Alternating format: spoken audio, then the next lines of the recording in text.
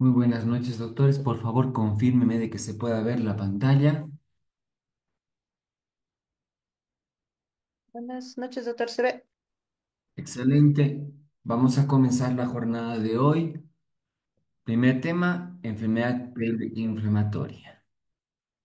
Vamos a citar nuestro caso clínico. Mujer de 32 años, ha tenido tres embarazos, dos partos de ellos. Acude al servicio de urgencias por presentar dolor abdominal bajo de inicio súbito desde hace 5 días. Refiere fiebre subjetiva, flujo vaginal purulento y dolor durante las relaciones sexuales, es decir, dispareunia. Su última menstruación fue hace 2 semanas. Menciona haber tenido dos parejas sexuales en los últimos 6 meses y no utiliza métodos de barrera. Antecedentes médicos relevantes incluyen un episodio previo de vaginosis bacteriana tratado con metronidazol hace un año. No ha tenido embarazos ectópicos ni cirugías abdominales previas.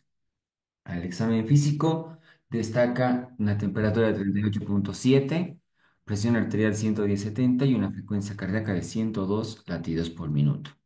El examen abdominal revela sensibilidad difusa en el hipogastrio sin rebote y sin rigidez.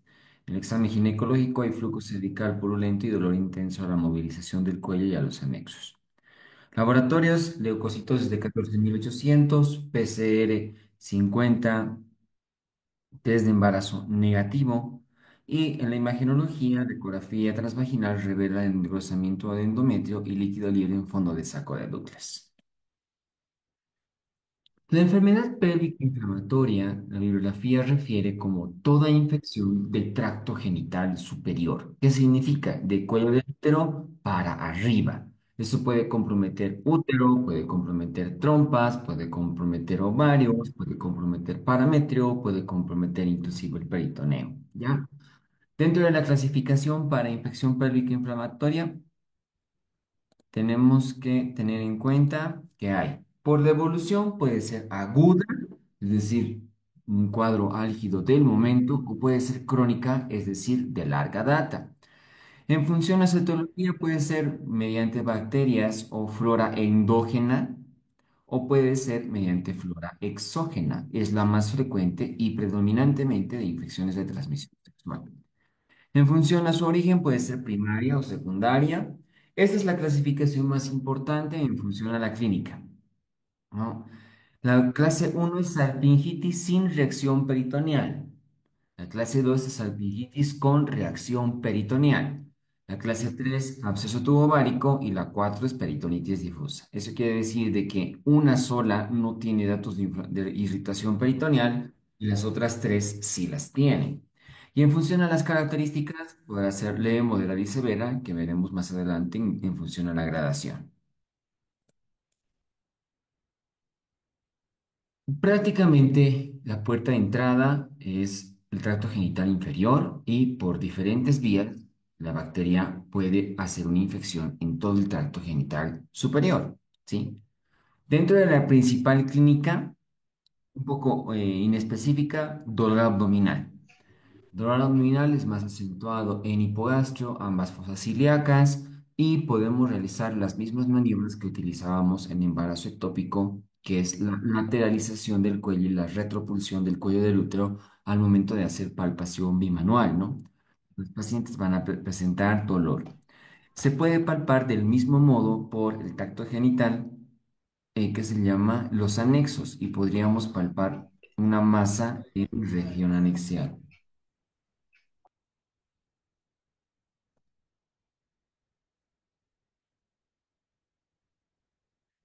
Tercera situación, está en fiebre, malestar general, ¿no? Prácticamente aquí estarían incluidos la triada clínica de la enfermedad pélvica inflamatoria. Pero también tenemos que se llama que si hay una salpingitis con periperitonitis o formación de abscesos, que como podemos ver, el ligamento ancho, evidentemente va a haber datos de irritación peritoneal, es decir, signo de rebote positivo, y también podemos obtener signos de infección del tracto genital inferior, ¿no? Como una secreción purulenta del cuello del útero.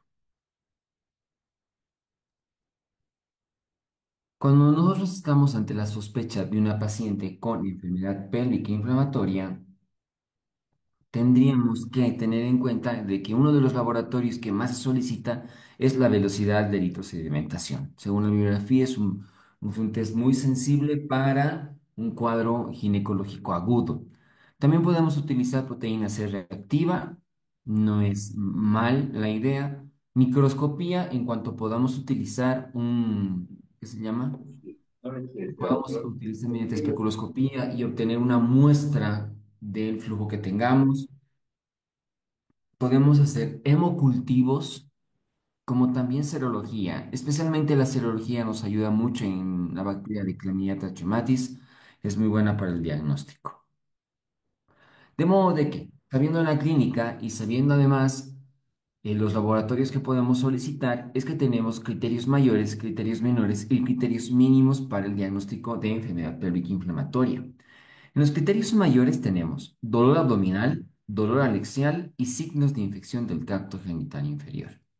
En los criterios menores, que parecerían al revés, ¿no? Tenemos datos de fiebre, inflamación anexial, leucocitosis, aumento de la velocidad de eritrosedimentación o el PCR, test positivos, ya sea para gonorrea, clamidia o los más frecuentes, y dentro de los criterios mínimos está la sensibilidad uterina y o a la movilización cervical. Habíamos visto hace un momento dentro de la clasificación, hay leve, moderada y grave. En una enfermedad pélvica inflamatoria leve, por lo general las trompas están engrosadas, mas sin embargo son móviles y ambas trompas tienen sus ostiums abiertos, de modo de que es raro que haya infertilidad en estos casos. En la gradación moderada, las adherencias hay laxas, hay un exudado peritoneal y las adherencias pueden ser fímbricas o sin ellas. Aquí puede, como que no puede haber alteración en la fertilidad. Y en la gradación grave, aquí hay adherencias gruesos, órganos adheridos totalmente y hay formación de un absceso, que no solamente puede estar en trompa, sino que también puede estar en peritoneo. Los factores de riesgo para una paciente para que pueda presentarse una enfermedad pélvica inflamatoria son las siguientes.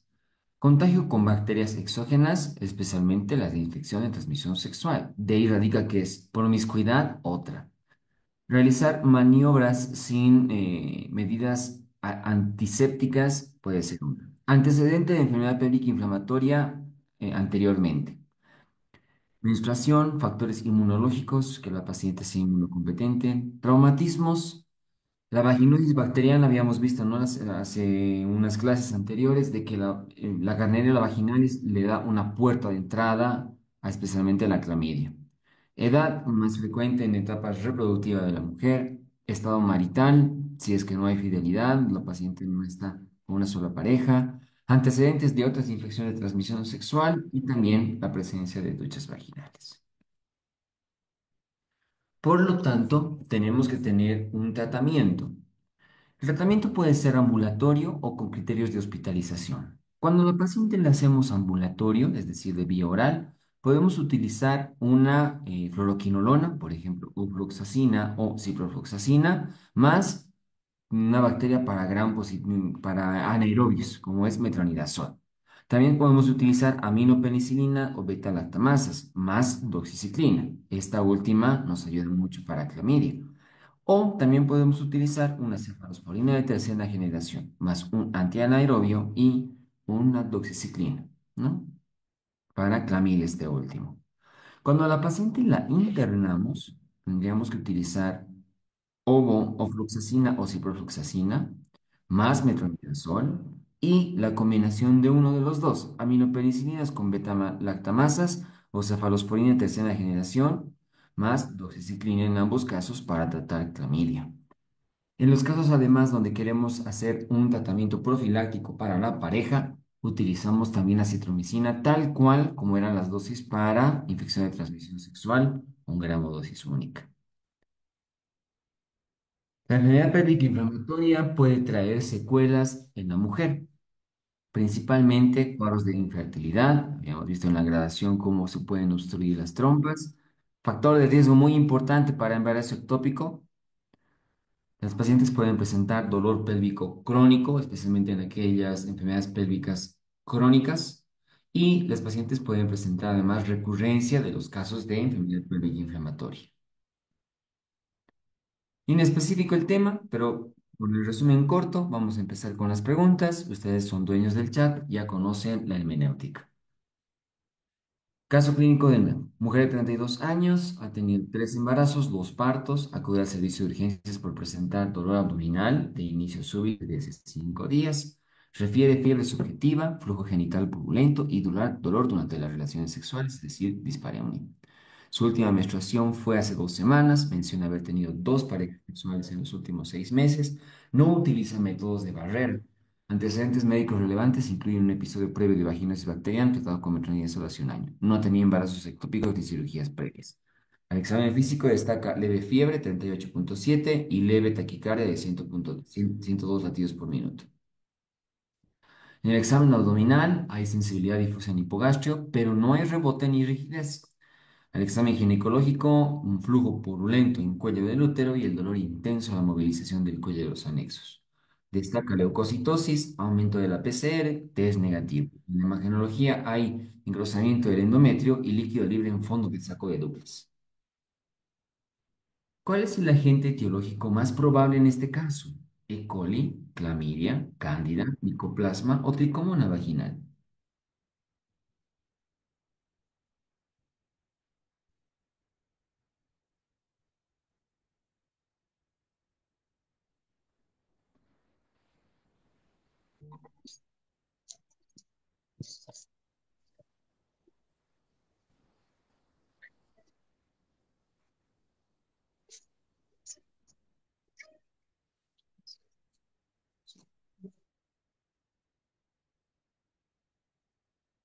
Sí, por la clínica estamos ante una enfermedad pélvica inflamatoria, el germen más frecuente, clamidia.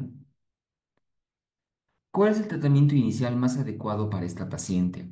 Ceftriaxona más acitromicina, ceftriaxona más doxiciclina más metronidazol, amoxicilina, ciprofloxacina o penicilina G-benzatínica.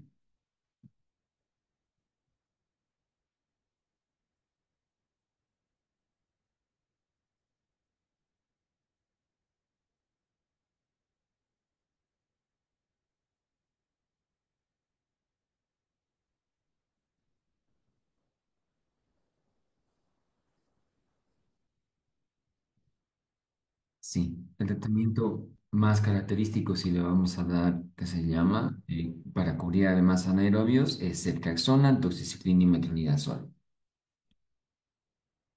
¿Cuál de las siguientes indicaciones justificaría la hospitalización de esta paciente? Dolor abdominal bajo moderado, flujo vaginal purulento persistente, sospecha de absceso tubovárico, leucocitosis moderada o PCR elevada sin fiebre.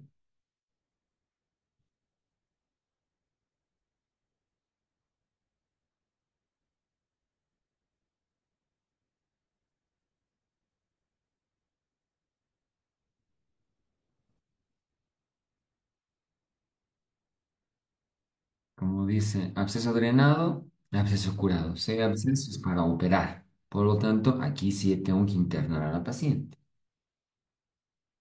¿Cuál es el principal criterio clínico para diferenciar una EPI no complicada de una complicada? Dolor a la movilización cervical, presencia de fiebre, masa anexial palpable, leucocitosis elevada o dolor abdominal severo.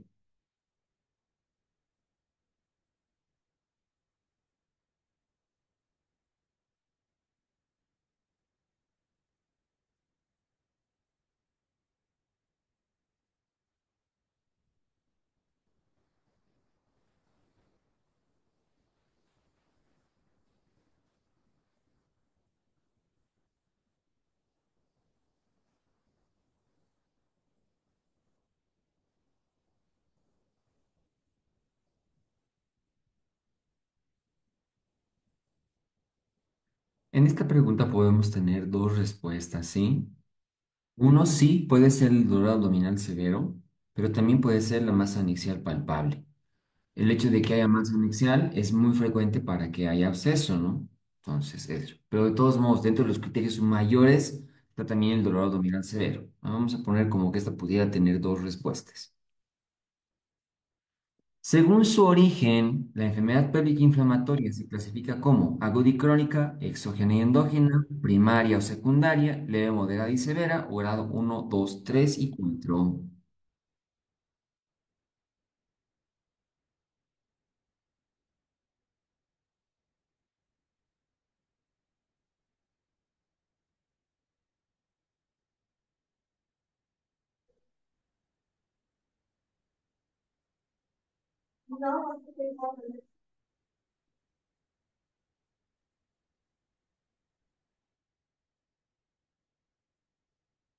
Según su evolución clínica, crónica aguda. Según su etiología, exógena endógena. Según su origen, primaria secundaria. Según los estadios clínicos, uno, 2, 3, 4. Y según las características laparoscópicas, leve, moderada y grave.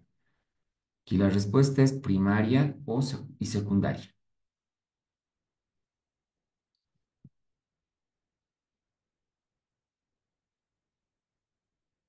Es el síntoma capital de la enfermedad inflamatoria pélvica: dolor pelviano, hemorragia uterina normal, náuseas y vómitos, distensión abdominal, flujo vaginal espeso con masa abdominal palpable.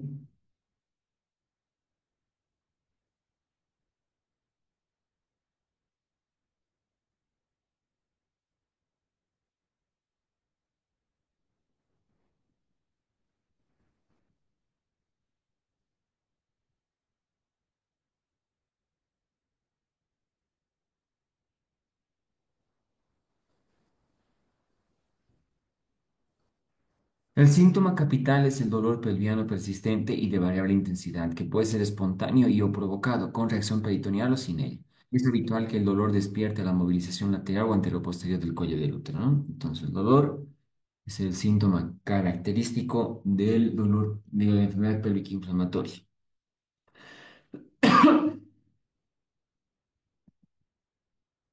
Son componentes del síndrome de Fitzhugh-Curtis, excepto fiebre, dolor en hipocondrio derecho, salpingitis, vesícula normal o hepatoesplenomegalia.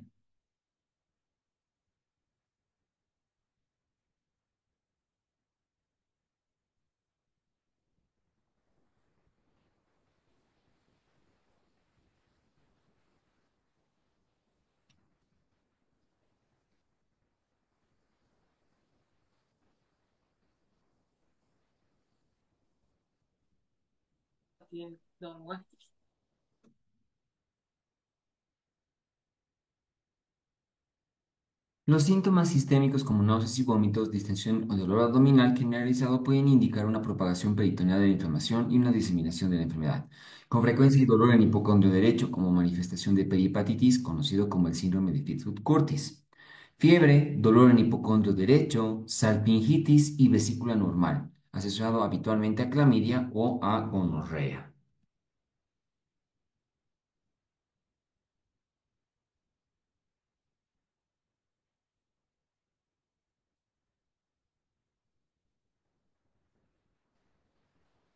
La infección propagada a los paramétrios consiste en cervicitis, endometritis, miometritis, flemón del ligamento ancho o periperitonitis.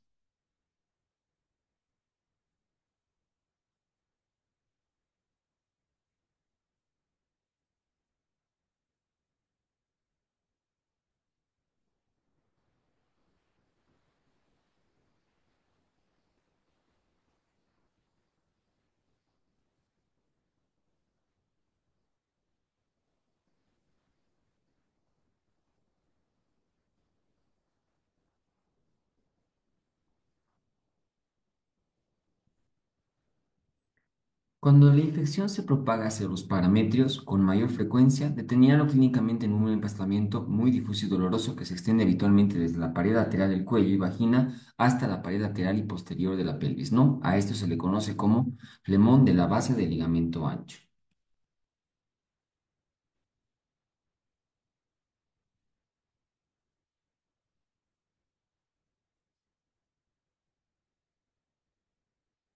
La presencia de pus en la trompa se denomina salpingitis, ovaritis, hidrosalpinx, piosalpinx o anixitis.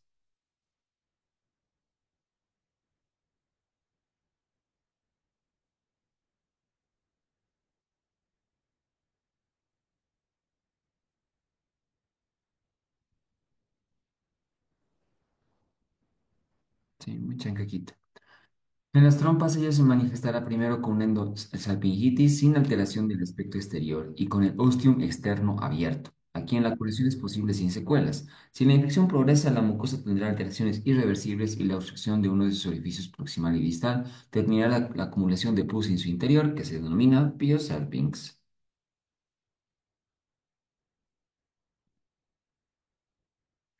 Una de las siguientes no corresponde a la vía de propagación canalicular: endometritis, salpingitis, miometritis, periperitonitis o todas son correctas.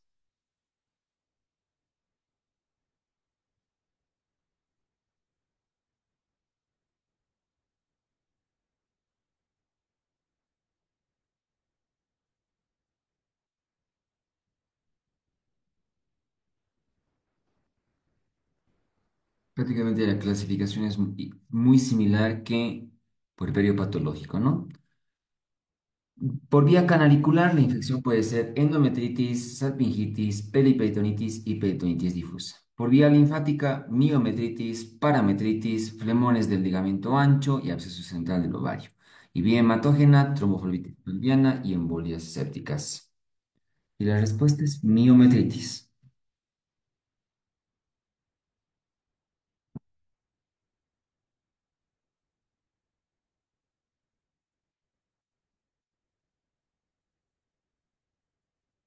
El compromiso de la base y el vértice del ligamento ancho ante una EPI se denomina flemón de la base del ligamento ancho, flemón alto del ligamento ancho, flemón difuso del ligamento ancho, parametritis posterior o parametritis anterior.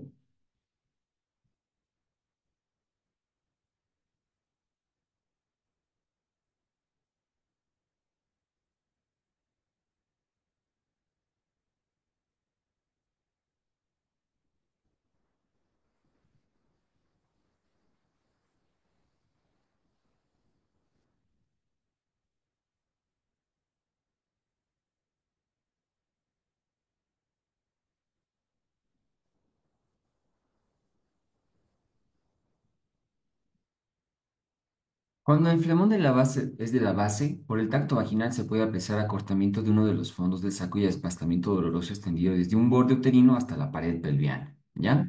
En el flemón alto, por el tacto vaginal, los fondos del saco aparecen normales, aunque profundizado por el tacto podrá reconocerse el límite inferior poco preciso. En el flemón difuso del ligamento ancho, en este caso la infección compromete la base y el vértice del ligamento ancho, es decir, todo el ligamento. En las parametitis posteriores, y el empastamiento doloroso se toca a través del fondo del saco posterior y en la parametitis anterior, fondo del saco anterior, ¿no? Y la respuesta es flemón difuso del ligamento ancho.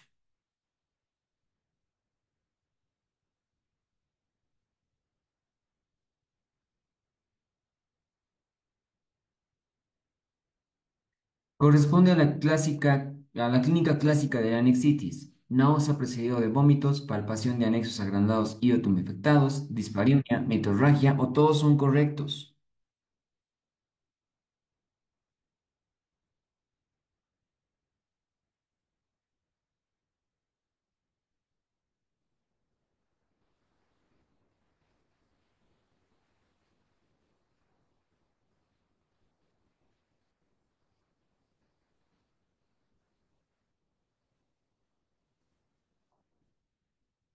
El diagnóstico clínico de la anexitis se basa en la tríada clásica: dolor espontáneo y provocado en la región y regiones anexiales, palpación de los anexos agrandados y o tumefactos, signos de infección, fiebre, leucocitosis y velocidad de eritrocimentación elevada.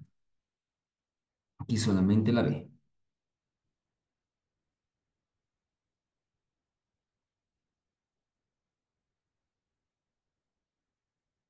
La serología es un método de diagnóstico óptimo para E. coli, clamidia, Neisseria, gonorrea, micoplasma o todos son correctos.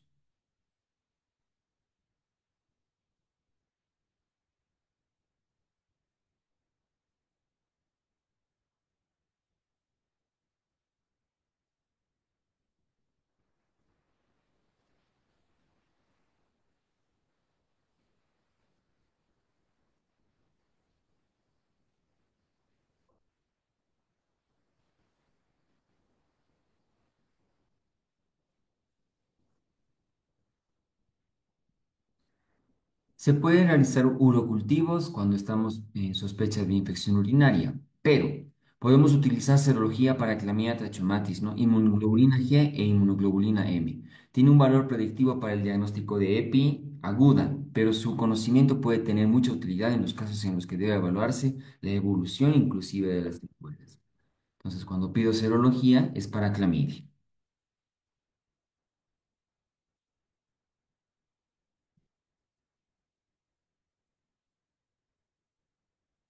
Cuando la tromboflebitis afecta las extremidades inferiores, produciendo dolor, edema, impotencia funcional e espasmo funcional, se denomina varices, flegmasia alba-Bollins, linfangitis, síndrome de piernas inquietas o la flebitis superficial.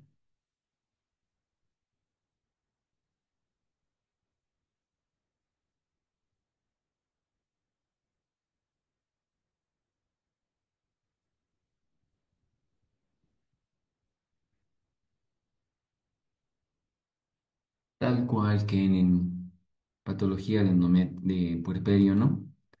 Cuando la tromboflebitis se ha extendido a las venas de uno de los miembros inferiores, la paciente puede experimentar como primer síntoma el dolor en la pantorrilla, pies, la raíz del muslo, luego aparecen edema, impotencia funcional, la piel palidece y se enfría por espasmo funcional, de ahí el nombre de flegmasia alba.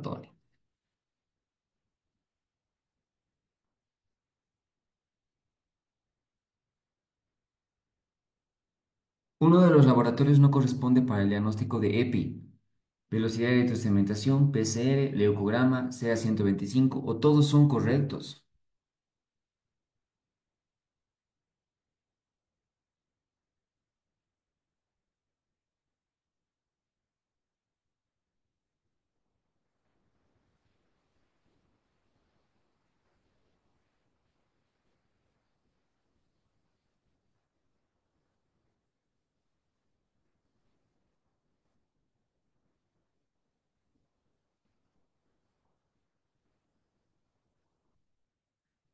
La proteína C reactiva puede tener gran utilidad, pues se eleva en el 80% de los casos de EPI, pero el ascenso más temprano que el de la velocidad de electrosedimentación y el descenso se manifiesta al tercer día de un tratamiento exitoso. De todos modos, se llama irónicamente electrosedimentación de lujo, pues sus ventajas no son concluyentes y solo se justifica en medios que su costo no sea efectivo.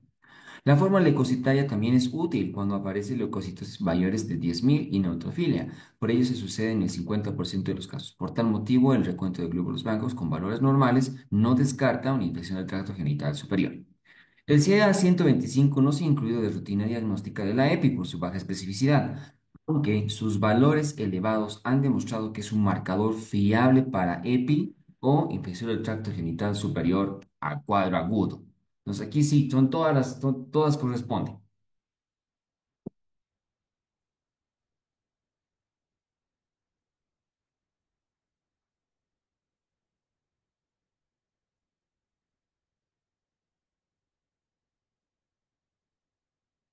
Uno de los siguientes es un criterio de internación en una paciente con EPI, adolescente, estadio 1 de EPI, coexistencia con infección del tracto urinario, embarazo o ninguna es correcta.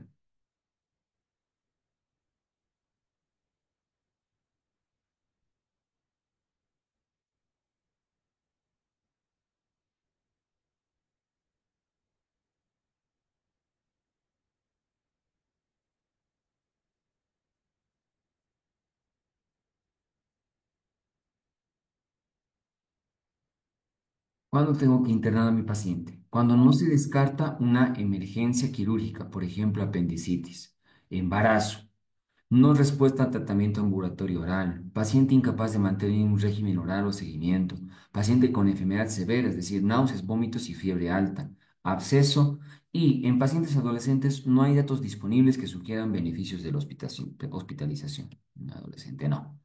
Entonces aquí sí, como está embarazada, tendría que internarla.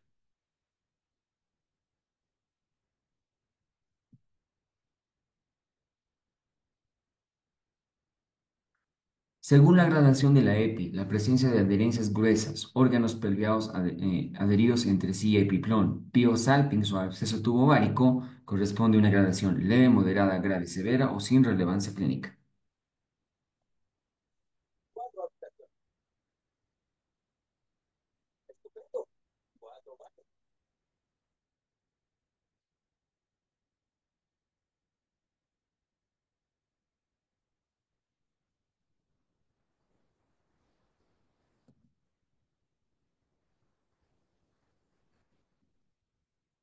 Gradación de la EPI. Leve, trompas gruesas, eritematosas, móvil con pústrum abierto. Moderada, trompas menos móviles, adherencias laxas, exudado viscoso en la cavidad peritoneal, con adherencias fímbricas o sin ellas.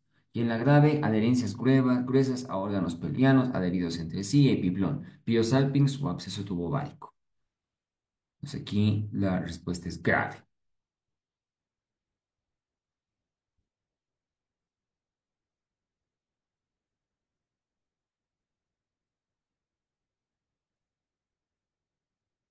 Son diagnósticos diferenciales de EPI, excepto diverticulitis, embarazo ectópico, apendicitis, endometriosis, enfermedad de Crohn y colitis ulcerosa.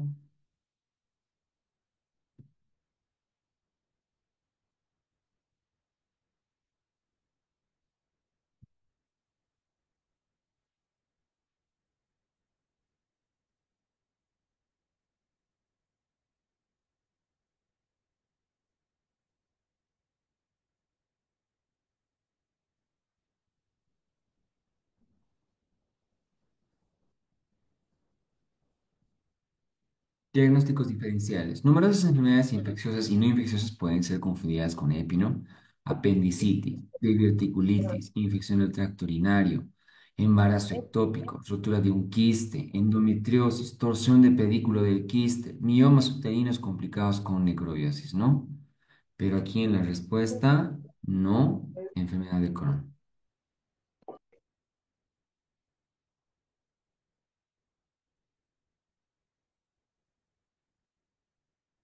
Uno de los siguientes antibióticos no es recomendado para el tratamiento de EPI: ampicilina, metronidazol, cefotaxima, ciprofloxacino, gentamicina.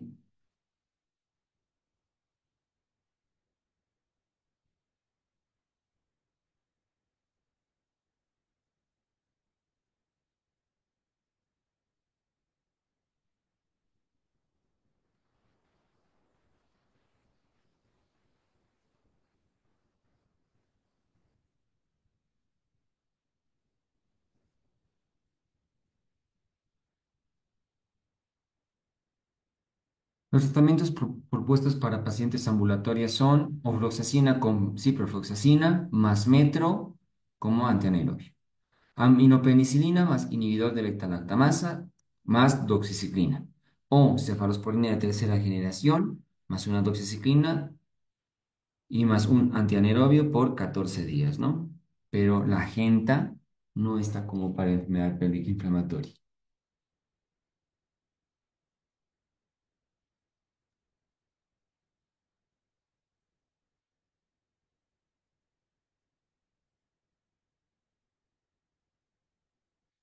¿Cuál es el tratamiento empírico en pareja no factible en la pesquisa de Neisseria gonorrhoeae, Clamidia trachomatis por etral, metronidazol, amoxicilina, doxiciclina, azitromicina o ciprofloxacina?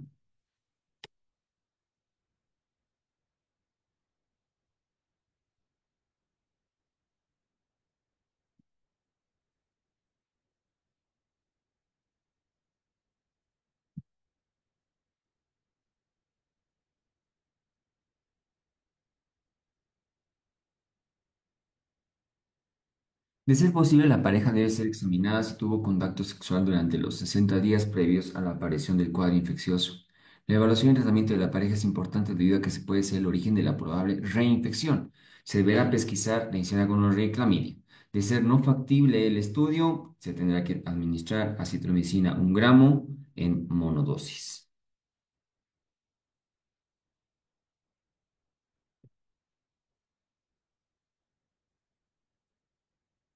Acitromicina, ¿no?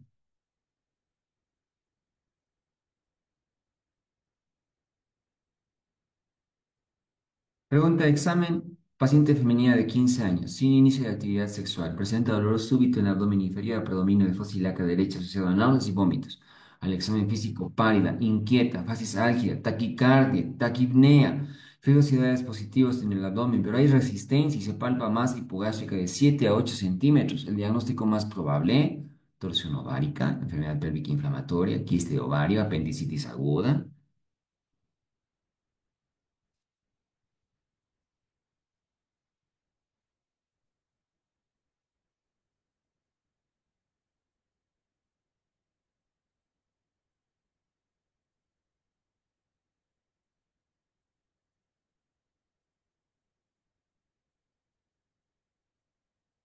Esta pregunta nos podría haber servido en patología benigna ovárica, ¿no? Pero este año pusieron como de diagnóstico la torsión ovárica. ¿Qué es lo que no viraba como para que pueda ser una enfermedad pélvica inflamatoria? No había datos de actividad sexual, ¿no? Primer detalle, aunque puede ser por bacterias endógenas, doctor, sí, pero que se llama, no tenemos datos de dolor anixial, ¿no? Nos estaría faltando el parámetro como para poder tener un criterio mayor más. Cuando radiológicamente se observa obstrucción tubárica, se sospecha de cáncer de trompa, agenicia tubárica, tuberculosis genital, esterilidad por EPI y si la biopsia reporta epiplasia por reacción inflamatoria.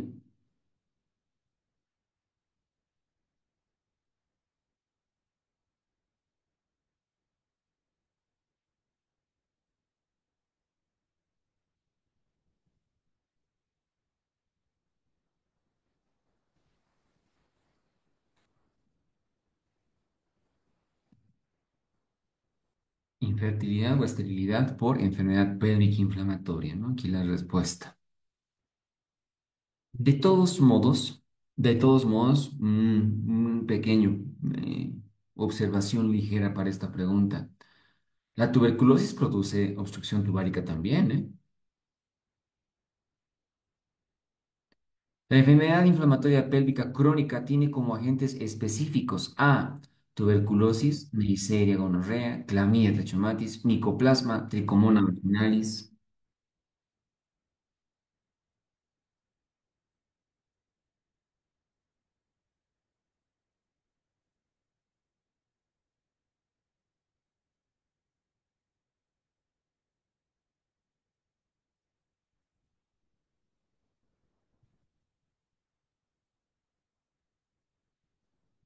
Si es crónica, el principal agente es tuberculosis, ¿no? Si es crónica.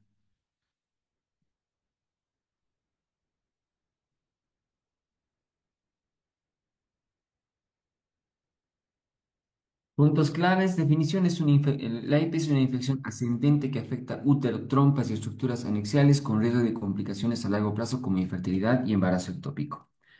En la etiología tenemos agentes comunes como clamidia, neisseria, gonorrea. Anaerobios, bacterias y flora vaginal normal también pueden estar involucrados. Factores de riesgo, vida sexual activa con edades reproductivas, relaciones sexuales sin protección, antecedentes de EPI previa, procedimientos intrauterinos sin correcta antisepsia. Criterios diagnósticos mínimos, dolor abdominal bajo, dolor a la movilización cervical y sensibilidad anexial. Mínimo para el diagnóstico, ¿no? Aquí no es como en el libro, pues es por la CDC.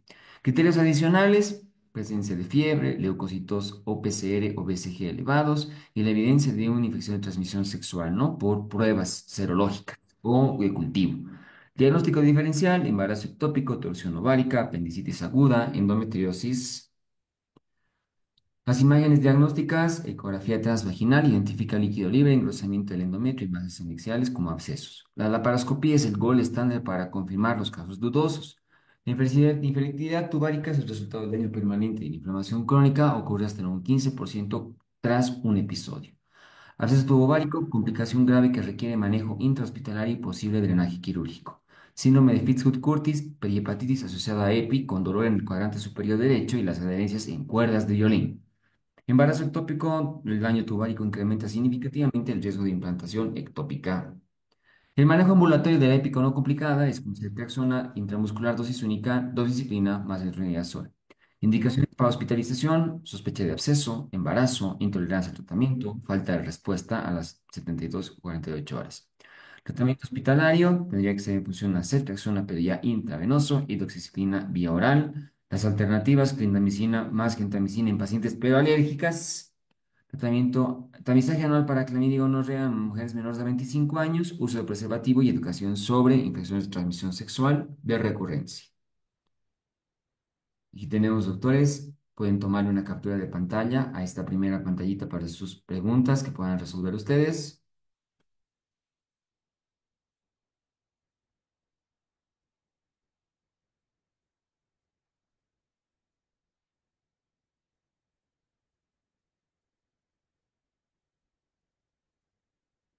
Recording in progress.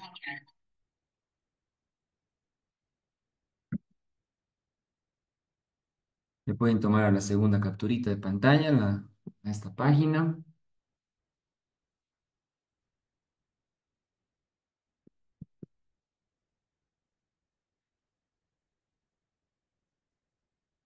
Este año no hubieron preguntas sobre enfermedad pélvica inflamatoria en el examen.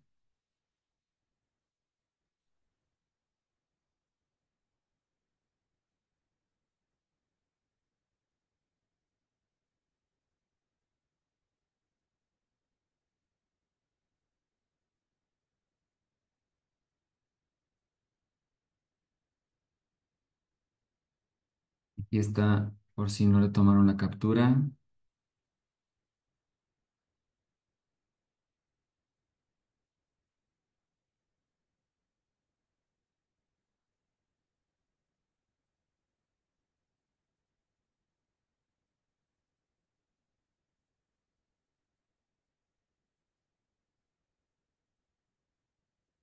Muy bien, doctores. Espérenme un momentito. Ahorita vamos a compartir el otro tema.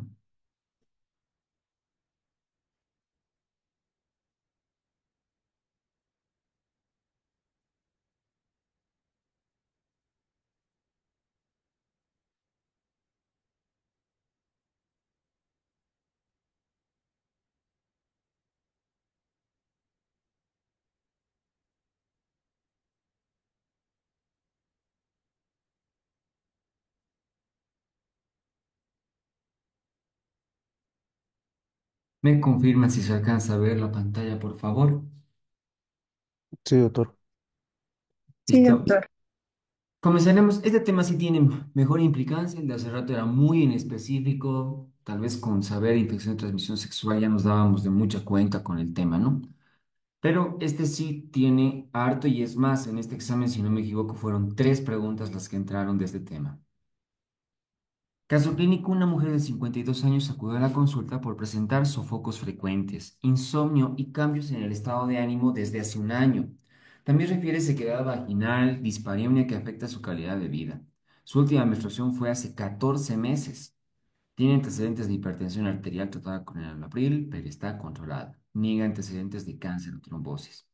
En el examen físico, la paciente se observa normotensa, hay dato aumentado de peso, ¿no? 27 kilogramos metro cuadrado del índice de masa corporal, sin hallazgos significativos en abdomen y pelvis. Laboratorios, folículo estimulante, 65 unidades internacional sobre mililitro, estradiol 15 picogramos sobre mililitro. La imagenología, la mamografía realizada hace 6 meses, normal. Densitometría ósea, reciente mostró un T-score en 1,5 en cadera.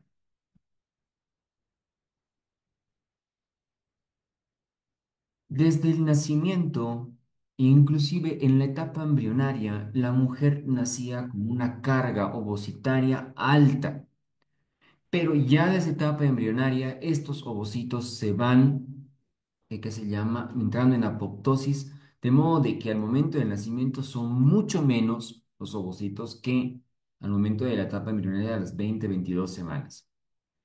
Cuando la paciente llega a la etapa de la adolescencia, toda esa etapa de años anteriores también hubo una apoptosis un poco más retrasada, pero hubo una apoptosis importante también de folículos. Se menciona que una mujer aparentemente solamente en etapa reproductiva va a ovular unos 400, 450 hasta 500 folículos en la etapa reproductiva. De haber nacido con 6 millones, apenas 500 van a ser de uso. Todo lo demás va a entrar en apoptosis. Y va a llegar un momento en que la mujer va a dejar de tener esta capacidad reproductiva y al cese de la función del ovario, entre comillas, y a la ausencia de la regla, vamos a decirle que la paciente pues hay menopausia, ¿no? Entonces, es el cese de la actividad folicular del ovario. Es precoz cuando la paciente está antes de los 40 años, temprana antes de los 45 y tardía después de los 55 años, ¿no? Climaterio es la etapa transicional con los signos y síntomas del cese paulatino de la actividad ovárica, ¿no? Menopausia es el cese de la menstruación, climaterio es la signo-sintomatología alrededor de este periodo. Entonces podemos tener que en la premenopausia hay la aparición de ciclos irregulares, ¿ya? En la transición temprana hay irregularidad ya de los ciclos. En la transición tardía, 3 a 11 meses de amenorrea y se denomina posmenopausia cuando la paciente tiene 12 meses de amenorrea. La clave del éxito para entender el porqué de múltiples situaciones en la perimenopausia está: deja de trabajar el ovario, vamos a empezar con este el medio, y al dejar de trabajar el ovario, las células de la granulosa ya no pueden producir estrógeno. El hecho de que ya no hay estrógeno, también hay un bloqueo que se llama del feedback hacia el cerebro y para que no haya, que se llama una regulación de gonadotrofinas. Por lo tanto, estas van a estar aumentadas. ¿Cuál es la principal que se eleva? Folículo estimulante y después se eleva luteinizante. También interfiere mucho la inhibina. El hecho de que disminuye la inhibina, no hay quien le haga retroalimentación y la folícula estimulante está totalmente disparada, pero no hay ovario que reaccione a esta hormona. También disminuye la hormona antimuleriana, esta última es la principal hormona para valorar reserva ovárica y a diferencia, porque pareciera como que estuviéramos ante un cuadro de ovario poliquístico más o menos, pero en la menopausia también disminuyen los andrógenos.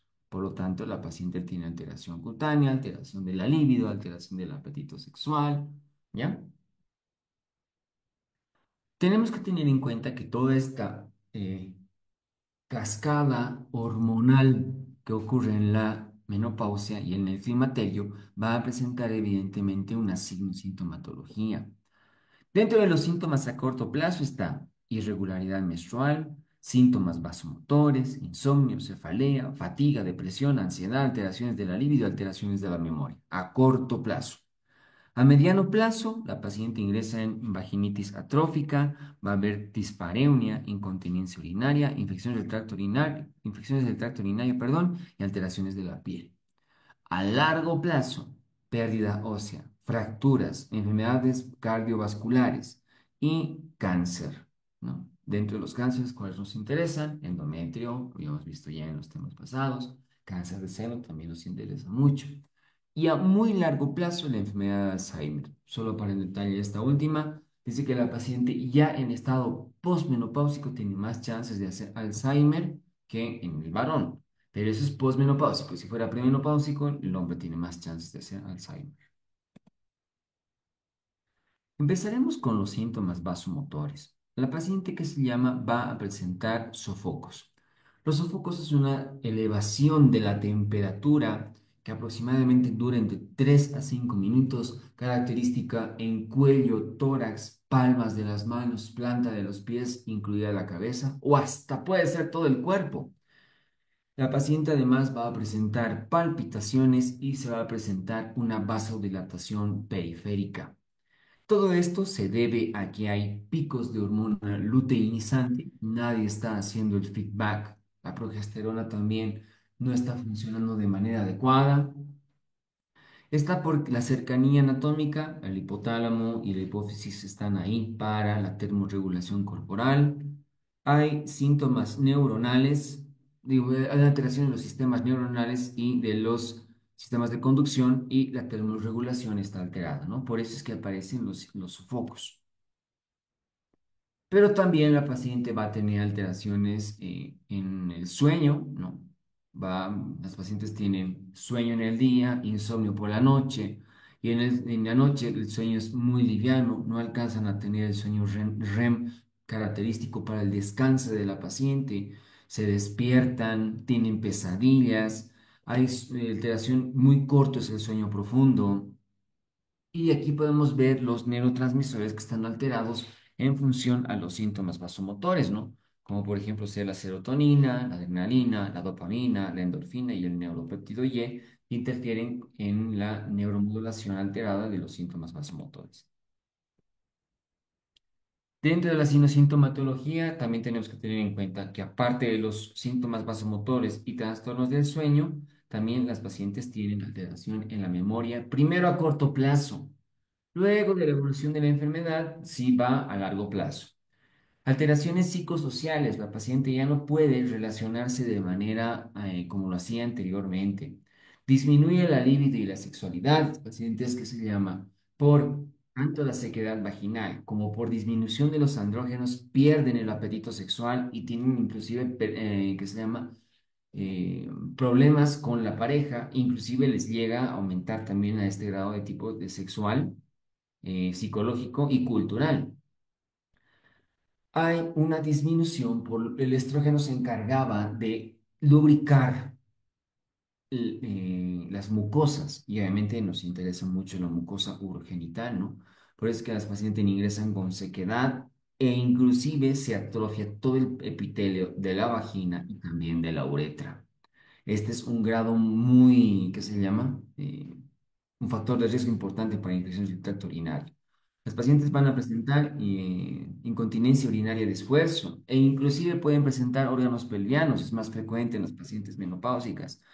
La piel se va a volver más delgadita y más seca.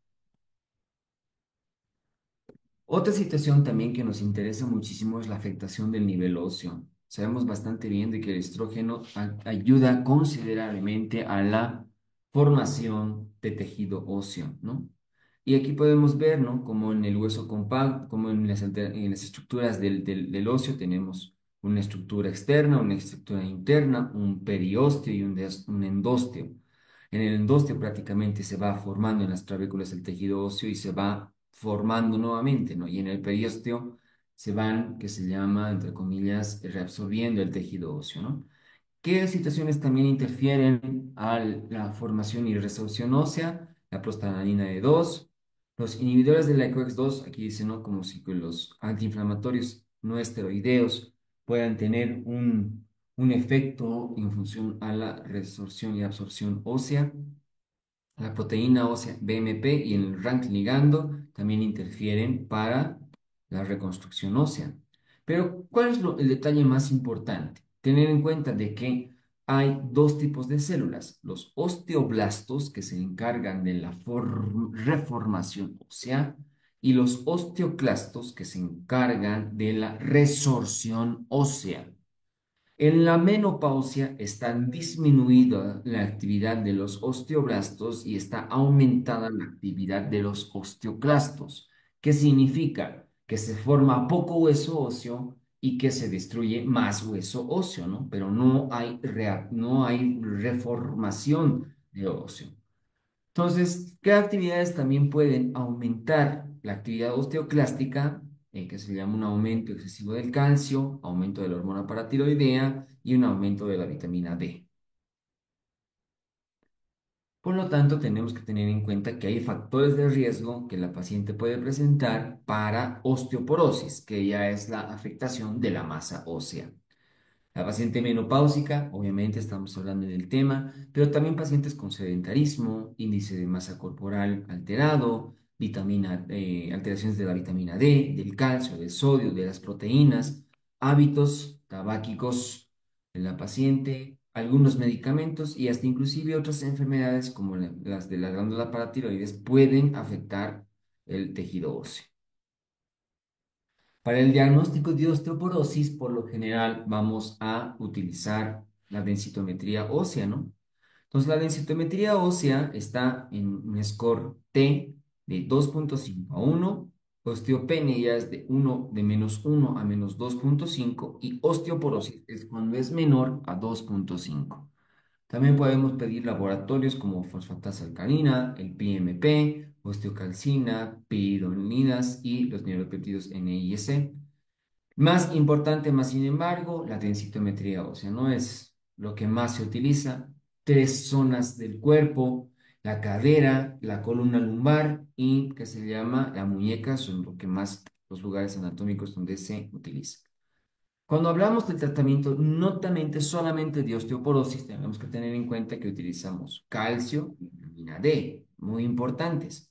Pero también tenemos que se llama tratamiento hormonal en función a tibolona. Este medicamento también nos sirve bastante bien en menopausia, pero tal vez menopausia con osteoporosis, muy buen medicamento la tibolona.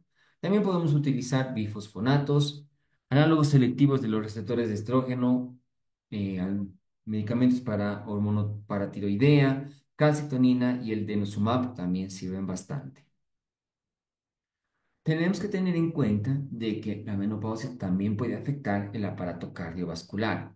Aquí tenemos aspectos no modificables como la edad, el sexo, los antecedentes familiares y la raza. No podemos cambiarlos, pero hay antecedentes que sí son modificables. Hipertensión arterial, las dislipidemias, el sobrepeso, el sedentarismo, el tabaquismo y la diabetes. Son enfermedades que se llaman no transmisibles, pero se pueden modificar con dieta y tratamiento. Y tenemos también, hay factores de riesgo exclusivos de la mujer. Menopausia, antecedente de ovario poliquístico, antecedente de toma de anticonceptivos orales, preeclampsia y eclampsia, ¿no? Son exclusivos de la mujer que puedan afectar el aparato cardiovascular. Obviamente nos interesa mucho la menopausia, ¿no? Por lo tanto, cuando hablamos de una paciente menopáusica, tenemos que tener en cuenta que hay un tratamiento no hormonal. Podemos utilizar veraliprida, es un antidopaminérgico, la clonidina, alfa-adrenérgico, nos sirven bastante bien para los sofocos.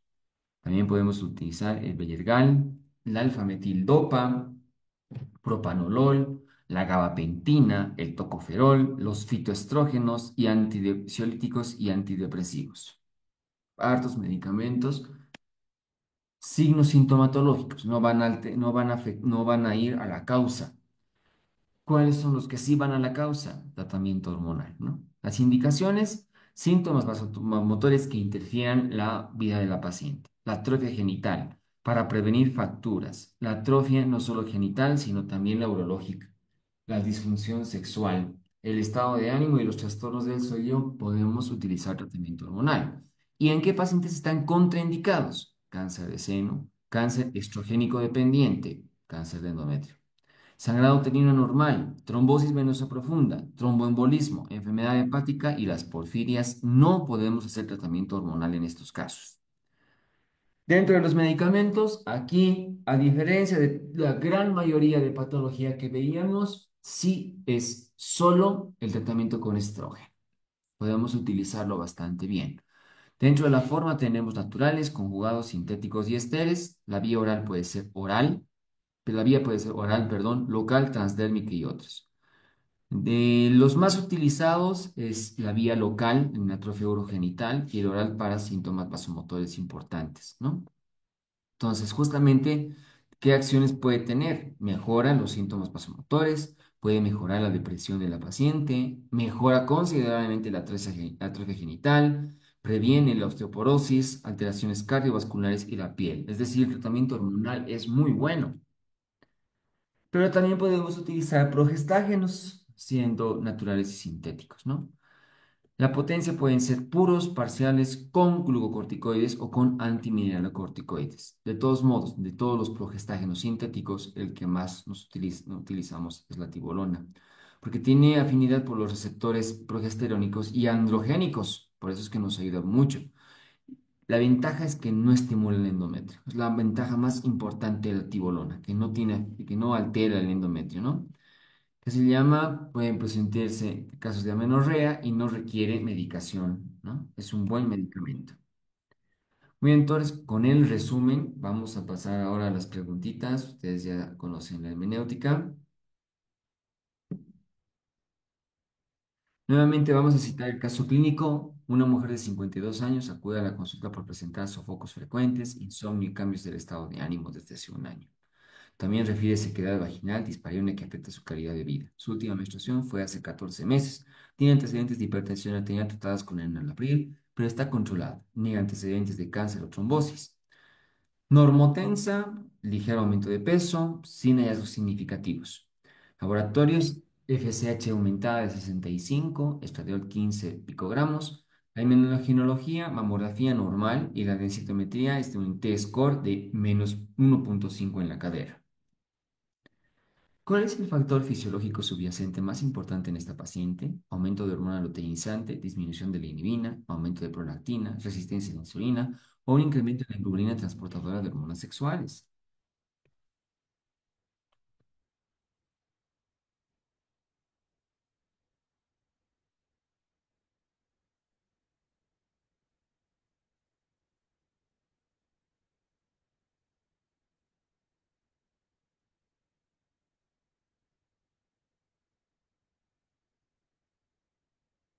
Sí, aquí tenemos que la disminución de la inhibina.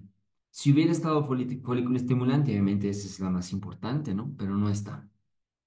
¿Cuál de los siguientes tratamientos es más efectivo para aliviar los sofocos en esta paciente? Estrógenos conjugados orales, terapia con antidepresivos, vitamina D y calcio, gabapentina o latibolona.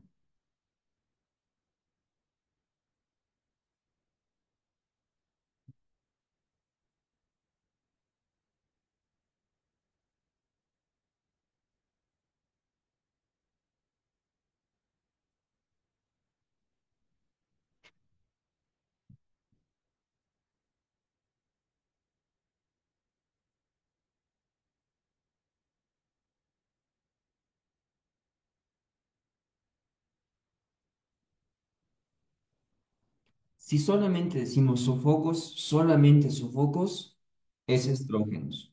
Si analizáramos el caso de la paciente que tiene un T-score menos 1.5, sí, la tibolona nos sirve, pero no es para sofocos, sino es para prevención de fracturas y osteoporosis, ¿no?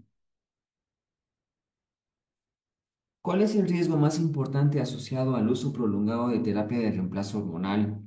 Fracturas osteoporóticas, cáncer de mama, hipertensión arterial, insuficiencia renal o diabetes mellitus tipo 2.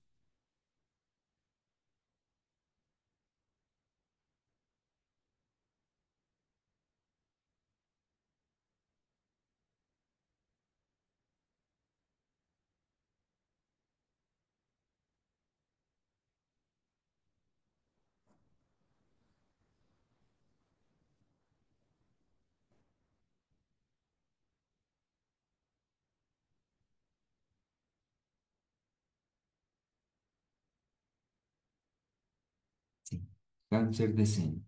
Es lo que más nos preocupa cuando utilizamos terapia de reemplazo hormonal. ¿Cuál de las siguientes afirmaciones sobre la densitometría ósea es correcta en esta paciente? Se debe repetir cada 6 meses. El T-score menos 1,5 es diagnóstico de osteoporosis. Indica suplementación de calcio y vitamina D. No es necesario monitorizar nuevamente a esta paciente o se debe tratar con bifosfonatos de inmediato.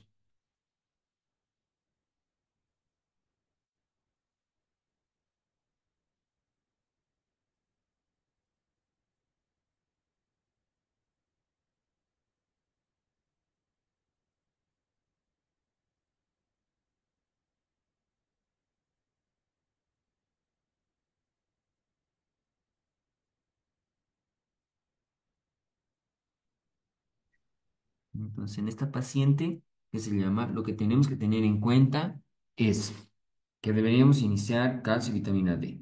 La osteoporosis ya saben que es menos 2.5. La osteoporosis es menos 2.5.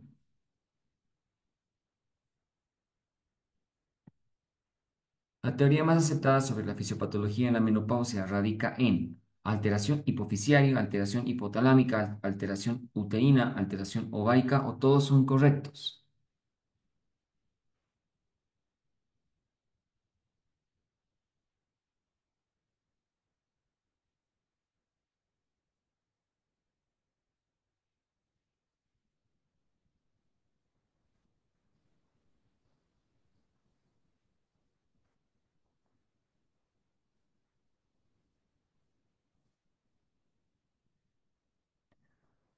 Varias son las teorías, ¿no? Pero la más aceptada en la actualidad es la gonadal, es decir, que la declinación endocrina del climaterio se inicia en el ovario por una depresión folicular continua que acelera la perimenopausia y es el cambio objetivo histológico que expresa la dramática reducción de estrógeno en la perimenopausia.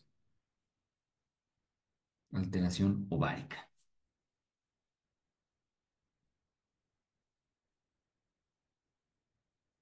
Uno de los siguientes determina la reserva ovárica: hormona folículo estimulante, luteinizante, estrógeno, progesterona o la hormona antimuleriana.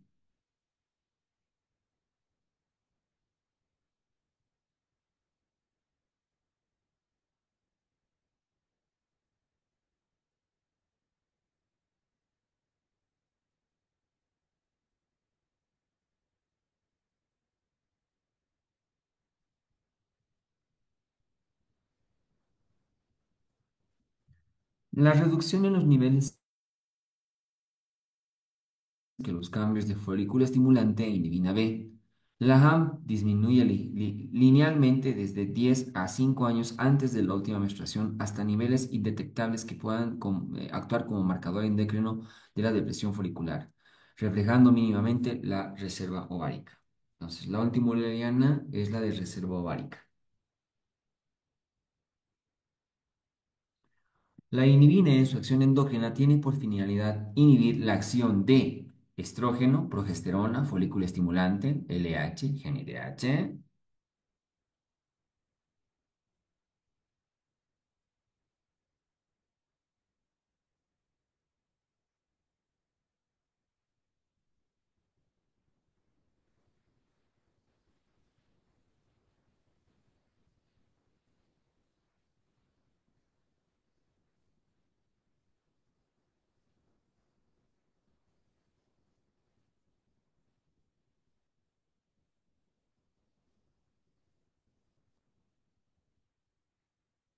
Su producción es estimulada principalmente por la folícula estimulante, también por la LH y potenciada por el estrógeno, pero la acción endocrina de este péptido es la inhibición selectiva de folículo estimulante establecida por un feedback negativo de asa larga.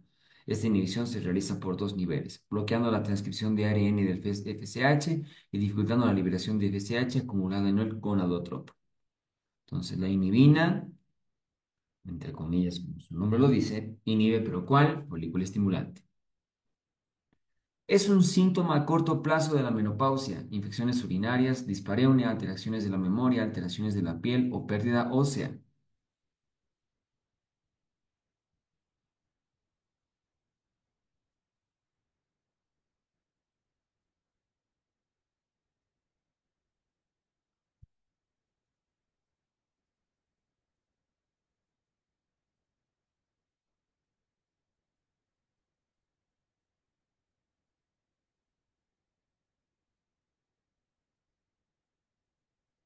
Los síntomas a corto plazo son irregularidades menstruales, síntomas vasomotores, insomnio, cefalea, fatiga, depresión, ansiedad, alteraciones de la libido y alteraciones de la memoria, ¿no? La gran mayoría de síntomas están en el corto plazo.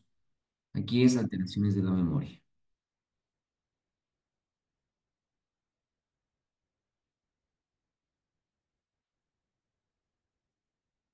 Es la causa más frecuente de metrorragia en la posmenopausia, hiperplasia endometrial, endometrio atrófico, cambios proliferativos, miomas submucosos o cáncer de endometrio.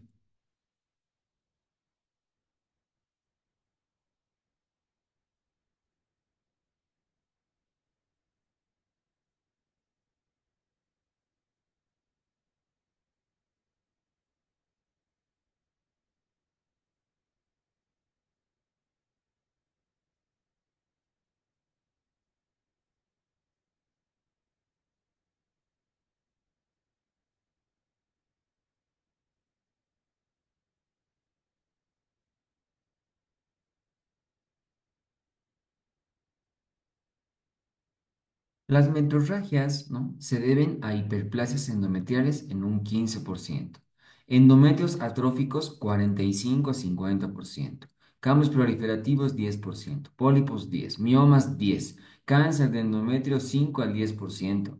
La mujer que presenta metrorragia debe ser evaluada con anatomía patológica de endometrio, ya que es la biopsia ambulatoria, el grado de histeroscopía con biopsia. Es el método considerado como gold estándar, ¿no?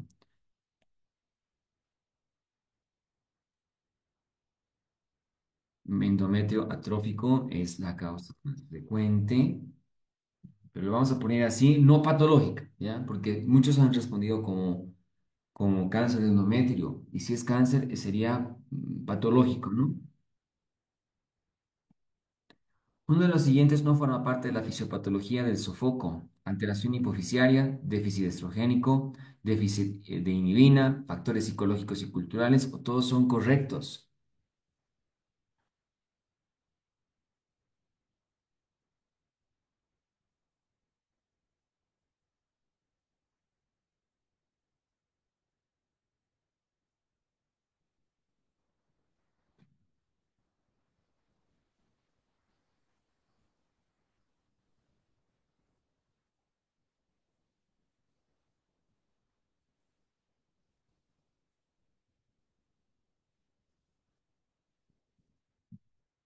El sofoco es la sensación brusca, recurrente y transitoria de calor y rubicundez, acompañado de palpitaciones, ansiedad y sudoración variable, ¿no? La fisiopatología se debe a desequilibrio autónomo hipofisiario, deficiencia de estrógenos, factores psicológicos y factores socioculturales. Aquí no tiene que ver la inhibina.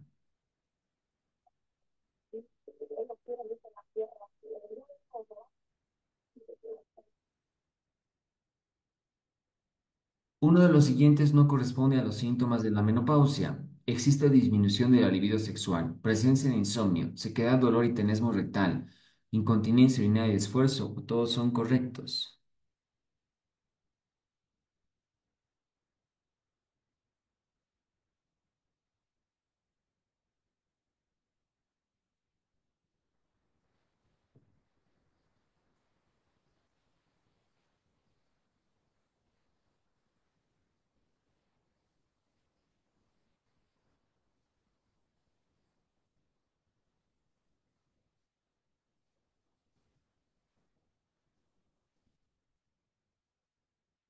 Tenemos en la sintomatología trastornos del sueño, alteraciones de la memoria y relaciones psicosociales, disminución de la libido y alteración de la sexualidad, atrofia urogenital, y aquí hablamos vagina y hablamos uretra, incontinencia urinaria de esfuerzo y piel, ¿no? Aquí como pseudo pescadita, ¿no? Porque no es tenesmo rectal, no hay síntomas rectales en la menopausia.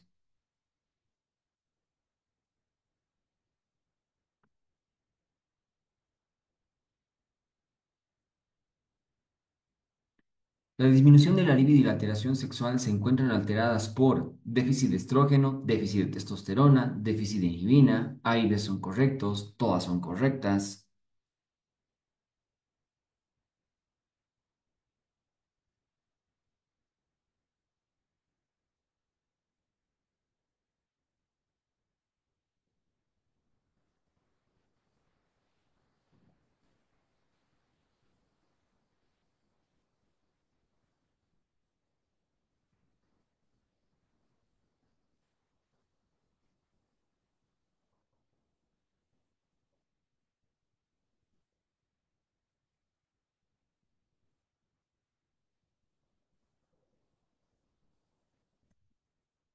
Los niveles bajos en forma continua de estrógeno llevan las alteraciones vasculares, musculares y urogenitales a la inestabilidad en el humor, alteraciones del sueño y alteraciones cognitivas con alteración de la función sexual directa o indirecta.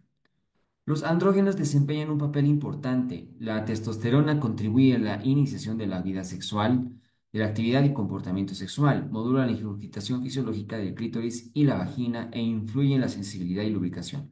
Las mujeres o fertilizadas en quienes la caída de estrógenos y andrógenos es abrupta padecen más de este trastorno. Entonces, tanto estrógeno como testosterona se encuentran alteradas en la función sexual.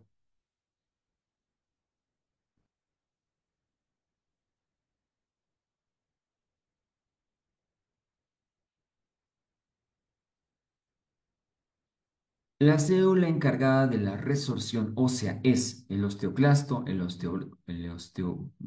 osteoblasto, osteoclasto, las células de la teca externa, las células de la teca interna o la célula hematopoyética.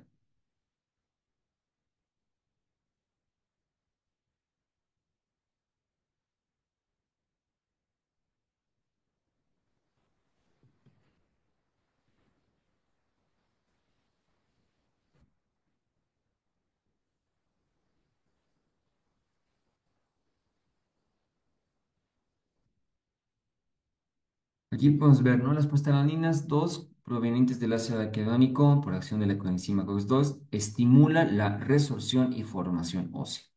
Los inhibidores justamente de la COX-2 como antiinflamatorios pueden influir negativamente en la formación ósea. La proteína ósea BMP proviene del factor de crecimiento transformante, son inductoras de formación ósea.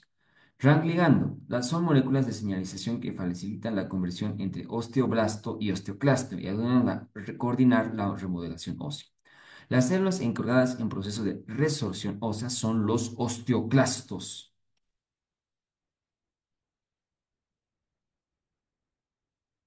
Resolución ósea, osteoclasto. Formación ósea, osteoblasto. Uno de los siguientes es un factor de riesgo para fracturas por osteoporosis, obesidad, menopausia precoz, altos niveles de vitamina D, anticonceptivos o todos son correctos.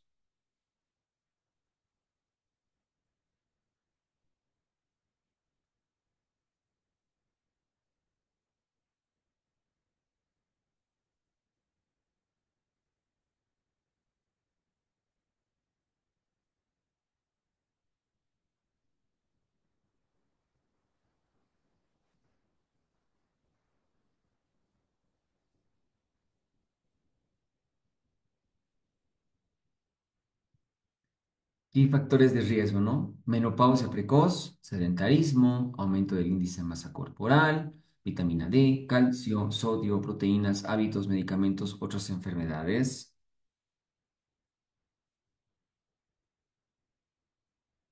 Aquí la respuesta solo es menopausia precoz.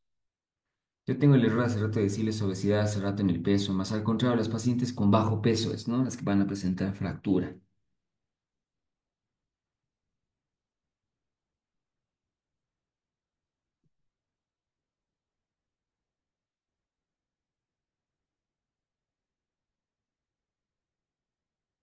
El estudio que utiliza el FRAX en su criterio es ecografía ósea, rayos X, tomografía, densitometría o todas son correctas.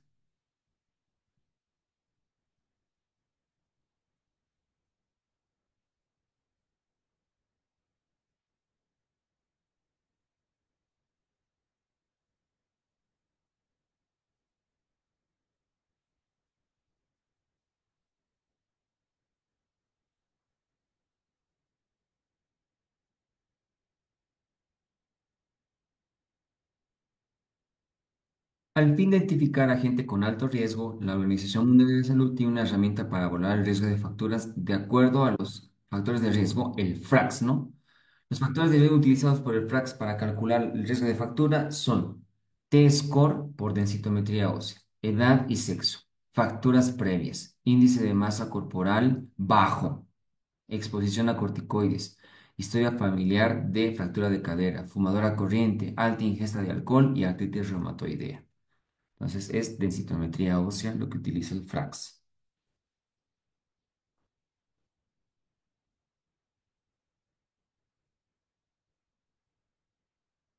Los niveles óptimos de vitamina D son 5 nanogramos, 10, 20, 30 o 40 nanogramos sobre decilitro.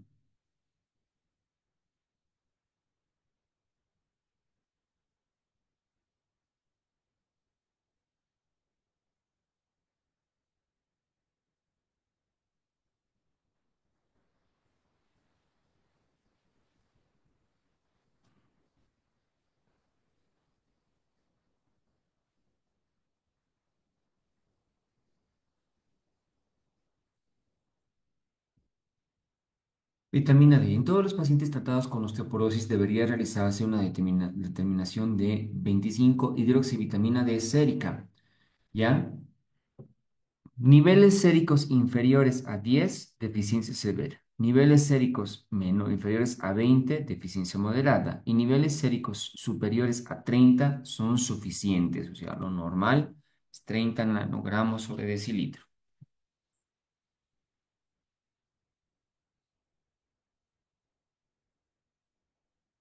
Uno de los siguientes es un tratamiento farmacológico adecuado de la osteoporosis. Tibolona, alendronato, raloxifeno, hormona paratiroidea, o todos son correctos.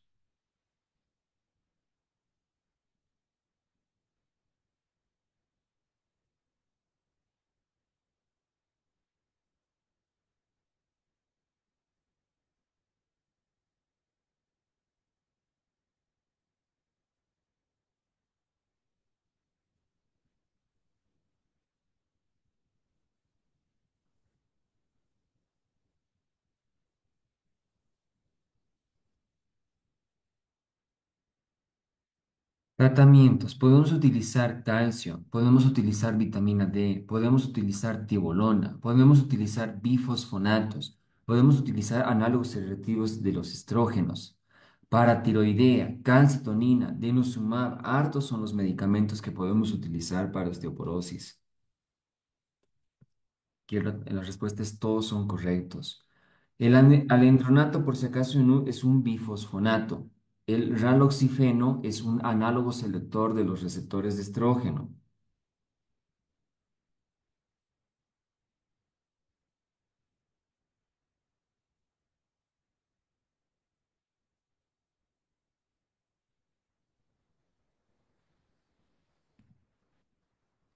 Uno de los siguientes no es un factor de riesgo exclusivo para la mujer para enfermedad cardiovascular, menopausia, ovario poliquístico, preeclampsia, miomatosis uterina o todos son correctos.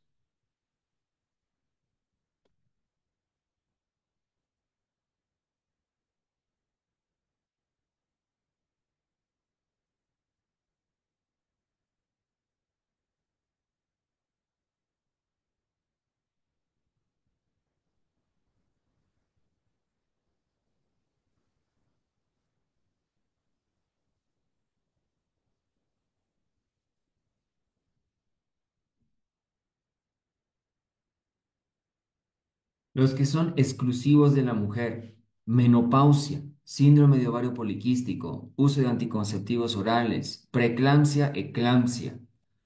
El que no entra es miomatosis uterina.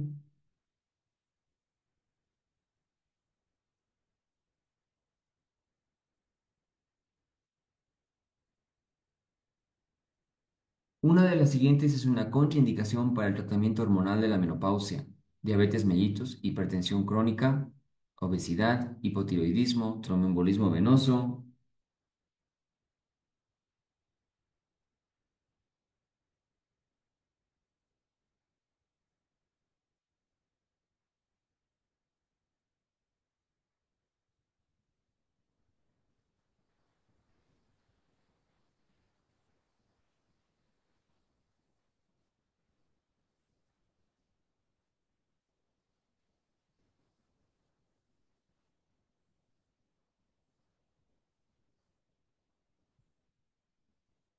Contraindicaciones de la terapia hormonal, ¿no? ¿En qué casos no damos terapia de reemplazo hormonal? Cáncer de seno, cáncer sensible a estrógeno, sangrado genital no diagnosticado, hiperplasia endometrial, tromboembolismo venoso activo, enfermedad tromboembólica arterial, hipersensibilidad a la terapia hormonal, enfermedad hepática activa y la porfiria, ¿no? Tromboembolismo venoso, aquí es la respuesta.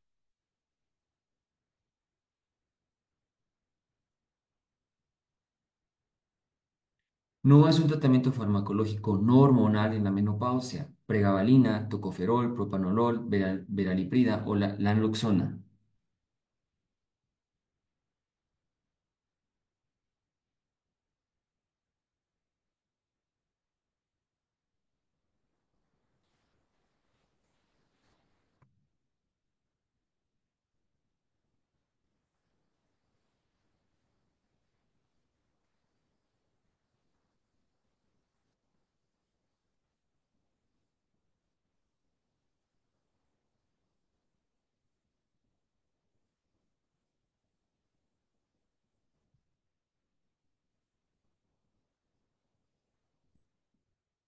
Los tratamientos no hormonales pueden ser con veraliprida, clonidina, Bellergal, betalanina, alfametildopa, propanolol, naloxona, gabapentina, tocoferol, fitoestrógenos, terapias herbarias, ansiolíticos, antidepresivos, tricíclicos, ¿no?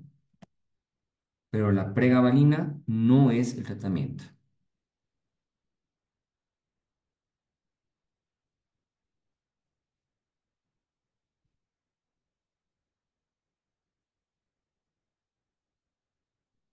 Indique el factor de riesgo no modificable de la aterosclerosis coronaria: tabaquismo, hipertensión arterial, menopausia en mujeres, diabetes mellitus, LDL y colesterol elevados.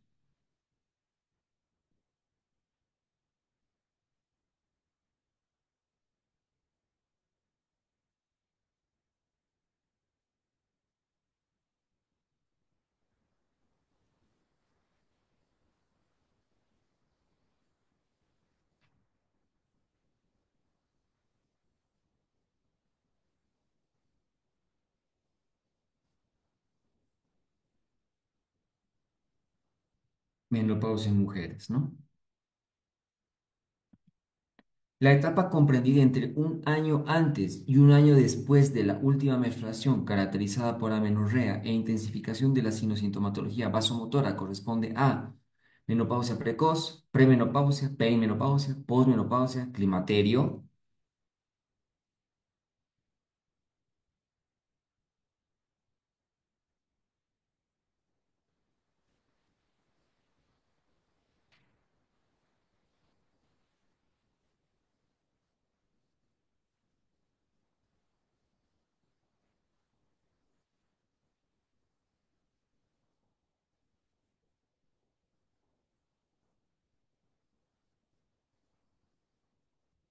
perimenopausia.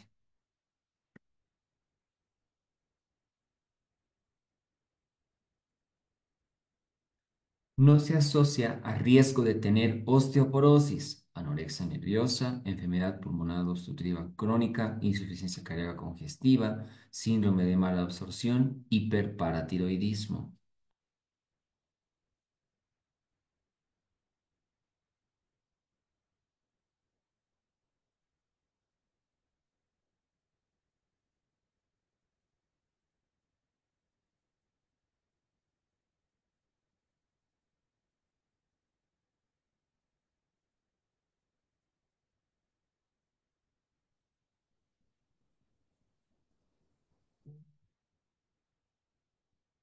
insuficiencia cardíaca congestiva.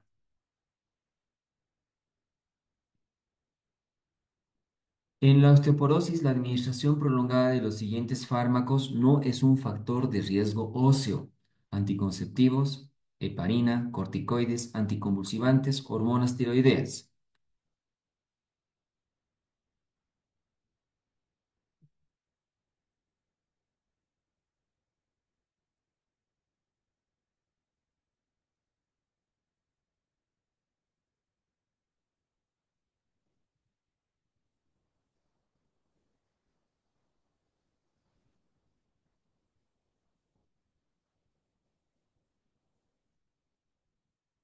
Anticonceptivos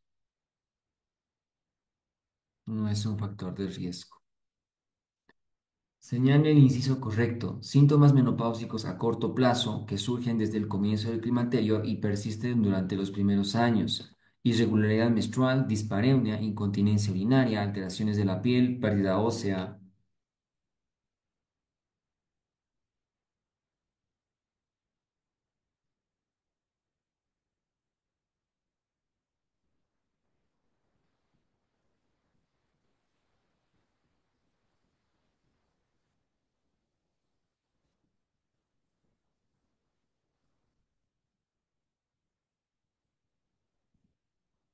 Irregularidad menstrual, ¿no? Esa fue la respuesta este año.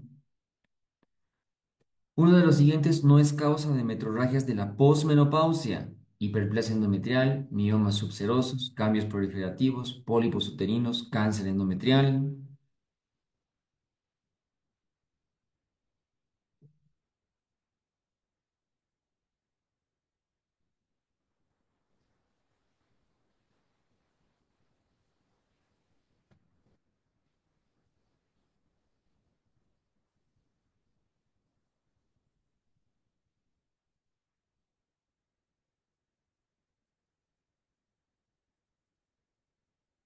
sí, la respuesta fue miomas subserosos.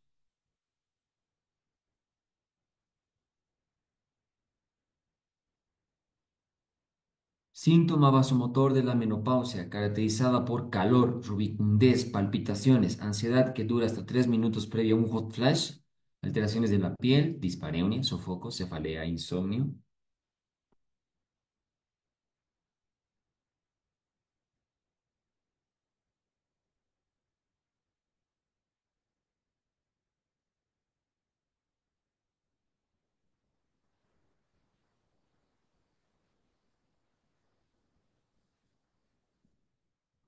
sofoco.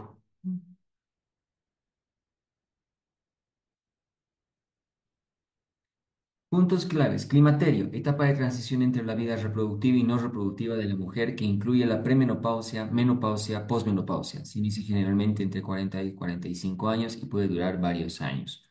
Menopausia, cese permanente de la menstruación tras 12 meses consecutivos de amenorrea. La edad promedio es de 51 años. Cambios hormonales, disminución progresiva de los niveles de estrógeno y progesterona debido a falla ovárica. Incremento de los niveles de folículo estimulante mayor a 40 y luteinizante como resultado de retroalimentación negativa disminuida. Síntomas vasomotores, sofoco, sudoración nocturna son los síntomas más frecuentes, afectando al 75% de las mujeres, frecuentes en los primeros 5 años postmenopáusicos. Atrofia urogenital, sequedad vaginal, dispareunia, urgencia urinaria y mayor predisposición a infecciones del tracto urinario. Cambios en el estado de ánimo, ansiedad, irritabilidad, insomnio y en algunos casos depresión. Aumento del riesgo cardiovascular, disminución de los estrógenos, aumenta el colesterol LDL y reduce el HDL, incrementando el riesgo de enfermedad cardiovascular. Efectos óseos, mayor riesgo de osteoporosis debido a la pérdida de aceleración de masa ósea. Las fracturas más comunes son en cadera, columna vertebral y muñeca. Diagnóstico clínico en mujeres mayores de 45 años basado en los síntomas como sofocos y amenorrea más de 12 meses. No se requieren pruebas hormonales de rutina a menos que hayan dudas diagnósticas. Densitometría ósea indicada en mujeres arriba de 65 años o aquellas menores de 65 con factores de riesgo como fracturas previas, tabaquismo o bajo peso. Terapia de reemplazo hormonal indicada para síntomas vasomotores severos y prevención de pérdida ósea en mujeres sin contraindicaciones. Estrógenos solo si la mujer no tiene útero, estrógenos más progestágenos si tiene útero. Contraindicaciones de la terapia de reemplazo hormonal, historia de cáncer de seno o endometrio, tromboembolismo venoso o enfermedad cardiovascular activa. Alternativas a la terapia de reemplazo hormonal, paroxetina, gabapentina, clonidina para sofocos, estrógenos vaginales en bajas dosis para sequedad vaginal y dispareunia. Prevención de osteoporosis, suplementación de calcio y vitamina D, uso de bifosfonatos en mujeres con osteoporosis o riesgo de fractura. Prevención cardiovascular, estilo de vida saludable con dieta equilibrada, ejercicio regular y control de factores de riesgo como hipertensión y dislipidemias. Tómenle una captura de pantalla a estas preguntas para que las puedan resolver.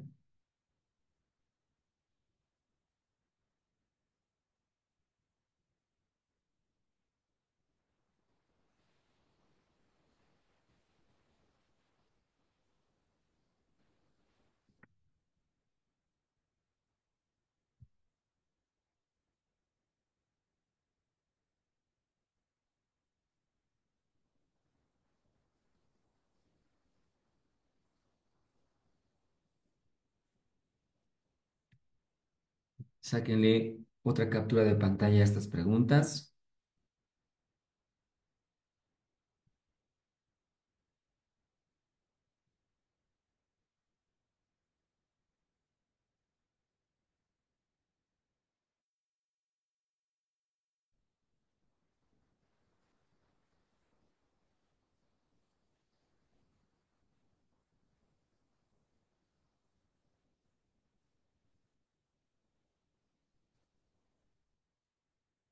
Antes de pasar a a las preguntas, doctores, vamos un poquitito a las preguntas en las cuales hemos tenido,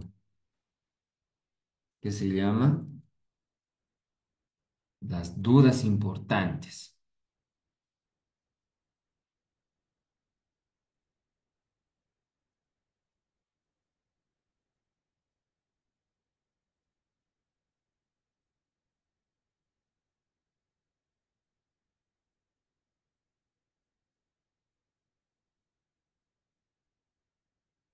Esta era la pregunta, ¿no? Uno de los siguientes es un factor de riesgo para fracturas por osteoporosis. Hemos puesto obesidad, menopausia precoz, altos niveles de vitamina D, anticonceptivos, todos son correctos.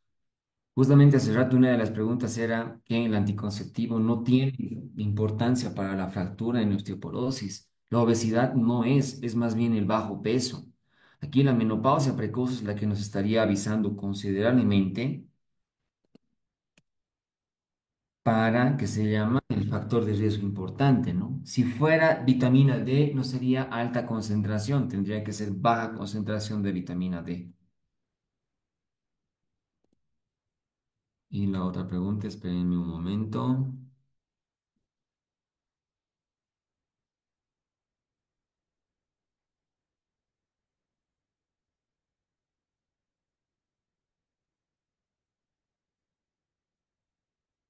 Uno de los siguientes es un tratamiento farmacológico adecuado de la osteoporosis, ¿no? Aquí he puesto tibolona, alendronato, raloxifeno, hormona paratiroidea.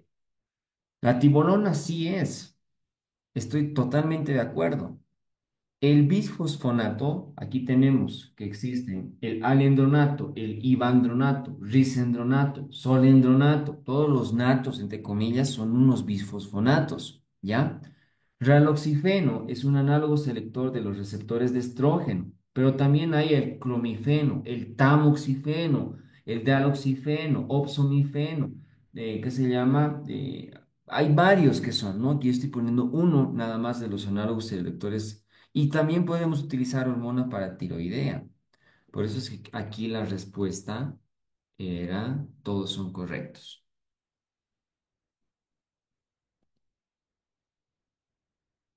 Y alguien me pide que por favor ponga la primera página.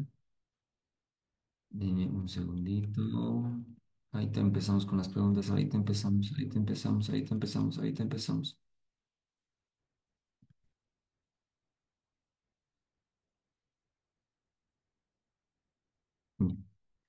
Doctor, ¿puede repetir la diferencia entre osteoblastos y osteoclastos? El osteoblasto se encarga de formar nuevo tejido óseo. El osteoclasto se encarga de la reabsorción, o sea, la destrucción, entre comillas, del tejido óseo que ya está en apoptosis, así lo vamos a poner. En la menopausia hay disminución de los osteoblastos y aumento de osteoclasto, entonces se forma poco y se destruye más, así lo pondremos.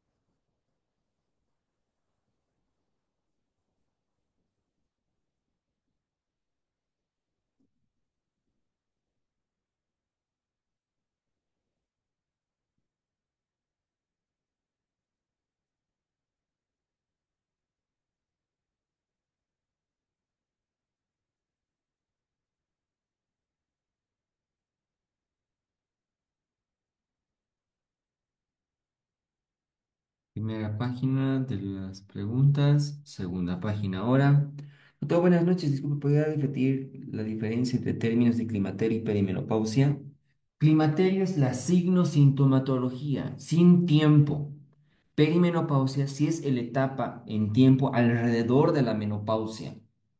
Posmenopausia después de 12 meses. Perimenopausia menos de un año y más de un año, entre comillas, todo ese espacio. Pero climaterio es solo la signosintomatología. Y la signosintomatología dice claramente su biografía, inclusive puede ser 5 o hasta 10 años antes de instalada la menopausia.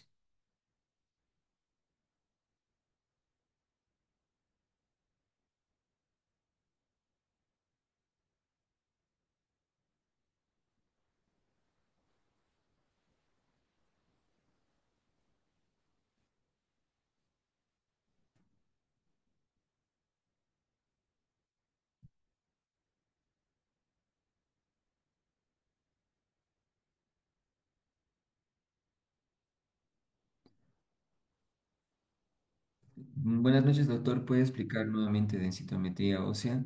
Solo vayan al T-score, ¿ya? Ahorita lo voy a colocar.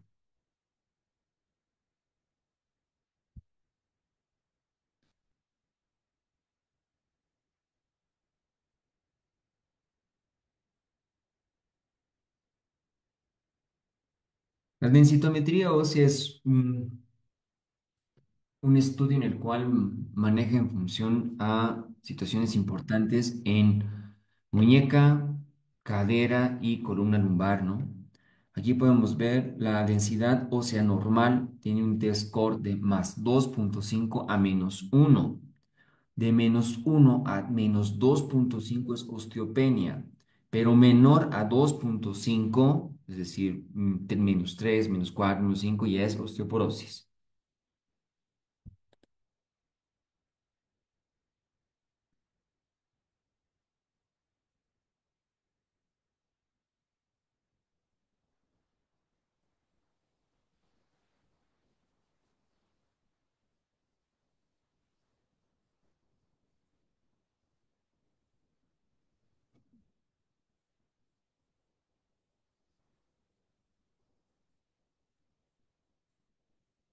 Creo que no tenemos dudas.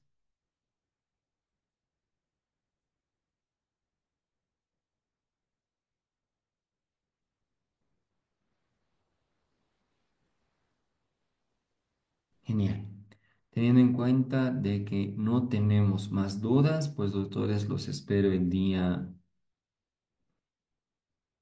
miércoles.